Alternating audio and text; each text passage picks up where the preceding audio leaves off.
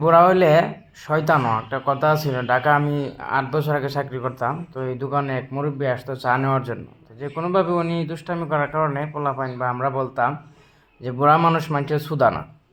কি বলতাম যে বুড়া মানুষ মানুষের সুদা না, এই কথা বললে উনি মন চেতো চেতো।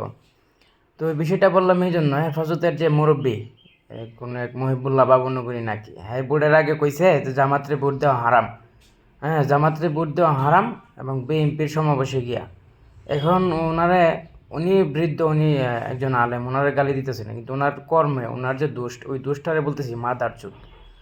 ওনার দুষ্টারে বলতেছি একটা মাদার চুদ। উনি উনি জামাতরে ভোট দেওয়া হারাম আর বিএনপির সমাবেশে গিয়ে বলছে, অর্থাৎ বিএনপির স্ট্রাইকের ভোট দেওয়ার জন্য বলছে বা বিএনপির ভোট দেওয়ার জন্য বলছে। এখন বিএনপি বিভিন্ন জায়গায় প্রতিদিন, উনি ক্ষমতায় গেছে 10 দিনও হয় নাই, শুক্র 8 দিন, এর ভিতরে প্রত্যেক দিন একটা দুইটা করে দর্শন হইতেছে। পাবনা, হ্যাঁ পাবনা নানিরে মানে দাদিরে দর্শন করে, দাদিরে খুন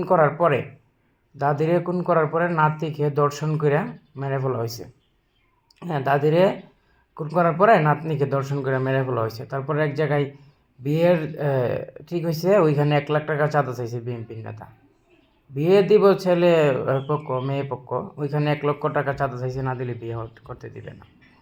এরকম প্রত্যেকটা জায়গাতে এমন শুরু করছে। এবারে ওই যে জমিয়তুল উলামায়ের যে বন্ড মাদার চুদ জুনাইদ আল হাবিবি, এখন আবার ওই যে মামুনুল হক রে হেফাজত থেকে মানে বের করে দেওয়ার বা মানে হেফাজতের যে একটা দায়িত্ব আছে, মহাসচিবের দায়িত্ব থেকে ওনাকে বরখাস্ত করার সিদ্ধান্ত নিতেছে বলে। হ্যাঁ, একটা নষ্ট মানুষ জমিয়তুল উলামাই বা চরমোনাই, এই কয়েকটা গোষ্ঠীর কারণে, যার কারণে বিএনপির মতো একটা ফেসিস্ট এবং ছাদাবাজ দল ক্ষমতায় আসছে।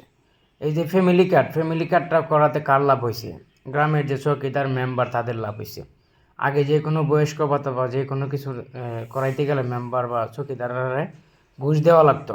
500-1000 টাকা ঘুষ দিলে তারা ওই টাকার বিনিময় করে দিত। এখন কারণ ফ্যামিলি কার্ডটার কারণে তাদের একটা লাভ হয়েছে কি, বিএনপির নেতাদের লাভ হয়েছে কি, ফ্যামিলি কার্ডের করার কথা বললে 500, 1000, 2000 ওইরকম একটা টাকার বিনিময়ে ফ্যামিলি কার্ড কইরা দিতে পারে। তাও তাদের যে বিএনপির যে ইয়েগুলি আছে সাপোর্টার তাদেরকেই দিবে, তাও কি টাকার বিনিময়ে, কারো কাছ থেকে 5000, 2000, 10,000 টাকা পর্যন্ত নেবে।